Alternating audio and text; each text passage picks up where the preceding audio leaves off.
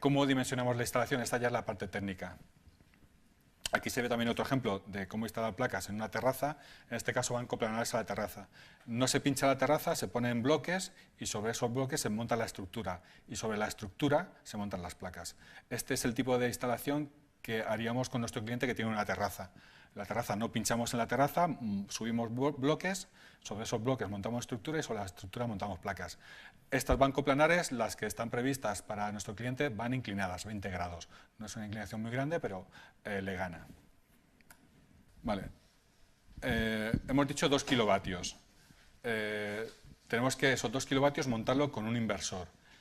Y tenemos las placas. Y las placas, ¿cómo unimos esas placas? Hacemos 2 series de 4, hacemos una serie de 8, hacemos 4 series de 2. ¿Eso cómo lo hacemos? Pues tenemos que ir al módulo que nos interesa, que es el de 255 en este caso. Vemos sus características eléctricas y esas características eléctricas las tenemos que casar con las características eléctricas del inversor, que están aquí. Tomamos unas, módulo e inversor, y hacemos el cálculo. En concreto, hacemos el cálculo para ver cuál es el mínimo de placas que hacen funcionar a ese inversor. Y la manera de verlo es tomando su tensión de trabajo, que en este caso es 30,7 voltios, pero ese módulo está trabajando dándole el sol, es decir, a una temperatura elevada. Y estos 30,7 voltios están hechos a una tensión de ensayo, que no es la real de producción que no es la real de uso de un módulo. Por tanto, tenemos que caracterizar ese módulo para su trabajo real. Esto nos viene dado por un coeficiente de tensión por temperatura. Ese coeficiente, una tensión normal de trabajo máxima, una tensión normal de trabajo de un módulo está entre los 50 y 60 grados, pero en algunas ocasiones puede trabajar a 70 grados, en los días de verano con poca refrigeración. Es algo también que sucede, vamos. Y si vamos a tener esas condiciones extremas de trabajo que se van a dar, tenemos que tenerlas en cuenta, porque si no, hacemos la instalación, conectamos y el inversor no funciona porque no le llega la tensión suficiente. Por tanto, aplicamos el coeficiente de tensión a la tensión de trabajo y resulta que a 70 grados ese módulo no produce 30, ese módulo produce 26,5. Pues si la tensión mínima de trabajo del inversor son 160 voltios, dividido 26 nos da que el número mínimo de módulos que va a hacer funcionar ese inversor son 6. Aquí el número de módulos que vamos a poner, que eran 2 kilovatios, son 8 módulos. Por tanto, no podemos hacer una serie de 4 módulos y 4. Aquí no se puede. Hay que hacer una serie de 8 módulos. La manera de hacer ese cálculo es lo que acabamos de ver aquí. Aplicando el coeficiente de pérdidas por temperatura a la tensión de trabajo del módulo. Y este sería el esquema de la instalación. Tenemos los módulos conectados en serie que van a un inversor. Este inversor va a la salida de un inversor cargador, que es el que se encarga de regular si hay consumos en la vivienda o si no hay, carga baterías. Y toda esa producción va a un contador. Ese contador se une con el contador que ya tenemos de consumos y esto va a la vivienda. Esta es toda la instalación que hay que hacer para poder legalizarla. Y vamos paso a paso. ¿Cómo son los cables de cada una de esas partes? ¿Cómo los calculamos? Pues tenemos 8 módulos en serie y, lo dicho, podemos alcanzar temperaturas de 70 grados, pero una temperatura normal de trabajo está en torno a los 50. Por tanto, calculamos la tensión de los módulos a 50 grados para el trabajo. La distancia, como habíamos dicho, esto es una vivienda que estaba en la última planta, con lo cual lo tiene muy cerquita las placas. Le he calculado 15 metros, pero quizás pudieran ser 10. He sido un poco pesimista en este caso. Y se debe intentar que la caída de tensión máxima en la parte continua sea un 1%. Se debe intentar, porque no es interesante que haya pérdidas en el cable, pero si pierde un poco más, pues tampoco hay por qué ser tan estricto. De todas formas, es una buena norma. Un 1% en caída de tensión en la parte continua. Hacemos los cálculos. Tenemos que para 50 grados la tensión del módulo es 28,4, 8 módulos, total, la tensión del sistema será 227,2. Tensión del sistema para hacer el cálculo del cable de continua. Aplicamos la fórmula de continua, que es 2 por la longitud, que hemos dicho que era 15, pero hay un tramo positivo y un tramo negativo, por eso se multiplica por 2. La intensidad, el parámetro del cobre y la sección. Cambiamos sección por caída de tensión, que la hemos definido en un 1%, damos todos los valores, 2 por los metros, 15, por los amperios, en este caso el cortocircuito de la placa, 8,71, dividido 56 y dividido el 1% de la tensión de trabajo, que era 227. Esto nos da una sección de 2,05, es decir, que podemos poner una sección comercial de 2,5 y vamos a tener una caída de tensión máxima de un 1%. No es habitual poner 2,5, como mínimo se suele poner 4. Pero aquí, incluso si se pusiera 2,5, pues cumpliríamos lo establecido. Hemos calculado la sección de cable para que haya tensión y ahora comprobamos que esa sección de cable nos cumple para la intensidad máxima admisible. La corriente de cortocircuito de los módulos es de 8,71 y en la tabla 1 de la ITC-BT 19 del reglamento de baja tensión nos vamos a él. En este caso los cables se tienden unipolares y vemos que para 2,5 y además escala de 1000 voltios termostable, nos admite hasta 29 amperios, es decir, que con 2,5 cumplimos tanto en la parte de intensidad máxima admisible como en la parte de caída de tensión. Y vamos haciendo esto con los otros tramos de la instalación. Bueno, aquí vemos los 8 módulos en serie, cable de 2,5, 1000 voltios, fusible de 15 amperios, porque nos vienen 8,71 amperios de cortocircuito y no conviene hacerlo demasiado ajustado, no conviene poner 10, conviene dejarle un margen. Como 2,5 nos cumple hasta 29, pues ponemos 15, vamos bien. Esa es la parte continua. ¿Qué tal, cómo es el cálculo para la parte de continua, pero en este caso del inversor cargador hacia las baterías? Hacemos exactamente lo mismo. Definimos una temperatura de trabajo, unas distancias, en este caso son cortas, del inversor a las placas, unos 3 metros. También nos interesa no perder la energía en el cable, es decir, que haya como mucho un 1%. La tensión de trabajo del sistema, 24 voltios en continua. Y aquí vemos que esta máquina, que es un 3000, un 3 kilovoltiamperios, nos puede suministrar en pico hasta 6000. Es decir, que el cable debiera aguantar 6000 voltiamperios dividido 24, 250 amperios. Aquí, cuando hablamos de baterías, no hablamos de tensiones bajas. Aquí, en nada, nos ponemos en tensiones bastante altas. Si el sistema lo hubiéramos hecho de 12 voltios, pues saldrían 500 amperios. Es decir, en nada, con un montón de amperios.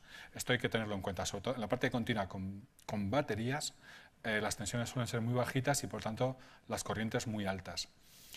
Máxima corriente de 250 amperios y corriente de trabajo, que es un 3000, 125 amperios. Hacemos el cálculo y vemos que nos sale una sección de 55,8. Es decir, que la sección mínima que debemos de poner aquí es de 70. He hecho el cálculo para corriente de trabajo, 125 amperios. Porque se pueden dar picos, pero duran... ya no sé si segundos o microsegundos, no lo tengo claro para este fabricante. Y entiendo que poniendo un fusible, si se produjera durante más tiempo esa sobrecorriente, fundiría el fusible. Lo normal es corriente de trabajo. Por tanto, sección 70 milímetros del inversor cargador hacia las baterías, que no es el cablecillo de 2,5 de antes. No tiene nada que ver. Esto es importante, hacer esta distinción. El fusible, ahora te digo, aquí. Vemos que el conductor, un conductor como corriente máxima 250 amperios. Comprobamos en la tabla y vemos que el de 70 amperios nos da hasta 224. Es decir, las corrientes máximas que duran milisegundos no las admitiría, pero es que eso van a ser milisegundos. En realidad va a trabajar a 125. Por tanto, esto es una decisión mía. Yo me quedo con el cable de 70, pero nos podemos ir al cable de 95, que aguanta hasta 271 amperios. Esto ya es decisión del ingeniero, en este caso, que decida. Yo he decidido 70. Como he decidido 70 y lo máximo que soporta son 224, el fusible de 200, para mi caso. Es decir, que 250 amperios no lo soportaría, pero como son, lo dicho, son momentos muy puntuales, no suele haber problemas, no suele fundir. Lo dicho, no estoy seguro si son segundos o son milisegundos. Creo que son milisegundos que soportan esos picos. No soporta durante mucho tiempo picos tan grandes, el doble de su potencia. Y para la parte de alterna, pues igual. Aquí la ventaja que teníamos, que era el último piso, que en el último piso teníamos muy cerquita las placas, pues ahora se convierte en una desventaja porque los contadores están abajo, en la primera planta, en la planta baja, y tenemos que atravesar todo el edificio hasta llegar hasta ellos. Por tanto, este estaba en una quinta planta, cuarto de contadores mínimo hasta 20 metros. Nuestro sistema, que es un 3000, pero alcanza picos de 6000, pues le hemos asignado una tensión de 25, una corriente de 25 amperios máximo, intensidad máxima del sistema 25 amperios. De nuevo, la conductividad del cobre, la sección del conductor, calculamos y nos sale, en este caso, una sección de 6 milímetros. Es decir, debemos ser capaces, que casi diría que es la clave en esta instalación, que no sé si es posible y hay que verlo. A ver si es posible pasar 2 cables de 6 milímetros desde la vivienda hasta el cuarto de contadores. Más difícil que la terraza y que los vecinos te den permiso es casi poder pasar ese cable. Sí. Demetrio, tengo una pregunta en la fórmula. Sí. Un valor de 2 en la de Sí. caída de tensión. Sí. Ese valor de 2 es el que multiplica la longitud. Sí. Estamos en alterna, ¿no? Sí. En alterna también se ponen 2 en monofásico. Vale, correcto. En trifásico, raíz de 3. 6 milímetros. Para 6 milímetros también, en este caso ya no es cable de 1000 voltios, es cable PVC, va bajo tubo, empotrado, y comprobamos 30 amperios. Pues podemos instalarlo. Si podemos instalarlo, podemos instalarlo. Claro, es la gran incógnita. En principio tienes que intentarlo por la derivación individual. Pero si la derivación individual, el tubo que hay ya no da, o dando hay alguna curva que no puedes pasar, pues hace inviable la instalación. Puedes buscar caminos alternativos, pero ya te complica mucho y te encarece. Realmente yo casi el punto clave aquí para esta instalación es poder pasar el cable de nuestra instalación hasta el cuarto de contadores. Si no hubiera que poner un contador que lo instalas en el cuadro de la vivienda, pues dentro de la vivienda más o menos te puedes buscar la vida, también es complicado, pero más o menos te puedes buscar y llegar al cuadro. Pero llegar no solo al cuadro, sino al cuadro de contadores, realmente yo lo considero una pequeña hazaña. Bueno, pues ya tenemos definido completamente la instalación. ¿Cuánto cuesta esto? ¿Sale interesante económicamente? Bueno, pues aquí vemos que para un tipo 1, en el que no va a haber vertido, que no va a haber venta, una instalación pico de 2,08, pues los precios aproximados del mercado están por aquí. Además aquí le hacemos una gracia muy importante porque vemos que sale caro, y para 2 kilovatios con baterías, el sistema este con baterías, pues está en torno a los 7.000 euros sin IVA, 7.300 con el IVA. Aquí tenemos que poner el sistema de monitorización con el analizador que nos detecta que va a haber un paso, o sea, el sistema antivertido va a haber un vertido a red y envía la señal al equipo para que en vez de verter a red, vuelque a batería.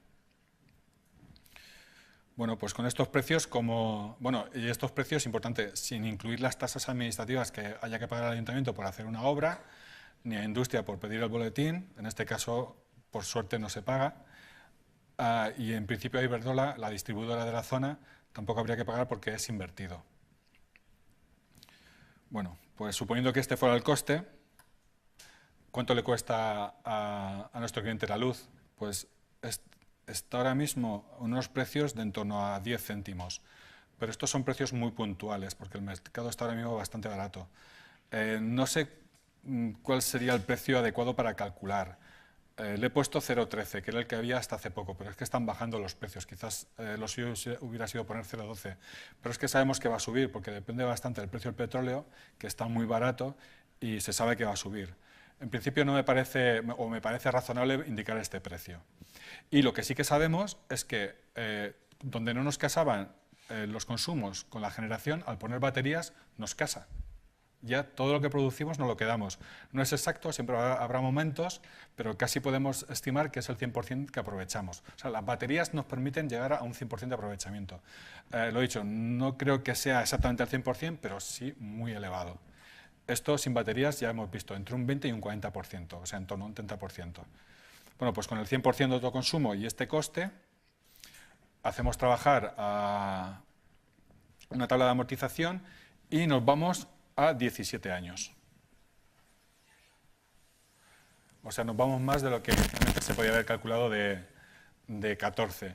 Pero es que aquí no hemos tenido en cuenta un pequeño juego que podemos hacer, porque tenemos baterías. Al tener baterías podemos bajar la potencia contratada. Si bajamos la potencia contratada, en concreto en 2 kilovatios nos quedamos en 2,3, porque tenemos un 3000, entonces de red 2,3 y 3000 de equipo, tendríamos un 5300 tendríamos de potencia. Bajando esa potencia, nos vamos a 13 años. ¿Había una pregunta por ahí? Pero ahí no tienes en cuenta el cambio de baterías, ¿verdad? Sí, aquí, en mantenimiento. El mantenimiento realmente es muy bajo, pero hay que ponerlo alto para que al cabo de 6 años, en 6 años habrán hecho unos 600 euros. Habría que ponerlo un poquito más alto, de hecho. Pero sí, sí que se tiene en cuenta. Con baterías hay que tenerlo en cuenta y la manera en que yo lo hago es en mantenimiento, poniendo un mantenimiento elevado, es decir, vas poniendo ya desde el primer año dinero para cuando haya que cambiarlas. O sea que teniendo en cuenta ya ese mantenimiento. Quizás a lo mejor ha sido muy pobre, habría que ponerlo un poco más alto, pero bueno, sí que la idea es tenerlo en cuenta. 17 años sin modificar potencia, si tocamos potencia bajamos porque dejamos de pagar 2 kilovatios anuales. Eso sí, habrá que pagar el término potencia de peaje de respaldo, pero el término es muy pequeño en comparación con el que nos cobran, eran 8 euros, con lo cual la relación en este caso sale interesante. ¿Cuánto se cobra de ese peaje? En el Real Decreto viene, pero lo cierto es que yo no consigo entenderlo con exactitud. Lo que he entendido es lo siguiente, que te cobran de peaje la diferencia entre lo que tienes contratado y lo que detecta el contador de maxímetro. Es decir, que si tienes contratado 2,3 y que el maxímetro de generación en este caso podemos tener un pico de 6, pongamos que hay un pico de 5, pues te cobrarían la diferencia de 5 a 2,3. Te cobrarían 2,7. He entendido eso, pero no lo sé con seguridad. Vale. ¿Y qué sucedería si no hubiera que poner contador, porque estas instalaciones son de menos de 10 kilovatios y no se le aplica el peaje de respaldo para la energía? En principio podría tener sentido que no sea necesario poner el contador, porque no hay vertido, o sea, no va a afectar a la red y en principio no tienes que pagar. El Real Decreto dice que ese peaje de respaldo se puede pagar en cualquier momento. El Gobierno puede decir que a partir de ya hay que pagarlo, pero de momento ha dicho que está excluido. Están excluidas este tipo de instalaciones de menos de 10 kilovatios. Por tanto, para mí es muy limitante el hecho de tener que poner un contador, porque cuesta, porque a lo mejor no puedes llegar, también en campos, en viviendas que están en el campo, el contador está a varios cientos, bueno, cientos no, perdón, puede estar lejos de lo que es la vivienda, de lo que es la instalación y va por terreno. Puede ser totalmente inviable. Si no pusiéramos contador y no pusiéramos el sistema de antivertido, que la instalación tampoco tiene antivertido, conectándola de otra manera, que es como se ha estado haciendo hasta ahora, nos quitamos esos costes, baja el precio y por tanto esa instalación que sigue teniendo sentido conforme la normativa, se amortizaría en unos 11 años. Eso ya sí empieza a ser razonable. Es decir, que con cierta ayuda de la legislación y habiendo hecho todo este sistema, vemos que un sistema con baterías puede ser interesante para el autoconsumo en el caso más difícil, que es una vivienda. Bueno, ¿y cómo se legaliza todo esto? Ya llegamos al final muy rápidamente. Pues hay que pedir el punto de conexión a la distribuidora. En este caso, según nos indica el 1699, ejecutamos la instalación, necesitamos la legalización administrativa, es decir, el boletín, como es menos de 10 kilovatios, con un boletín suficiente, el certificado eléctrico de baja tensión, con todo esto conseguimos el contrato con la distribuidora, que aunque no vuelca, hay que hacerlo, y hacemos la puesta en marcha. Ejemplos de materiales, otro tipo de baterías, instalación de placas, los equipos. Y muchísimas gracias.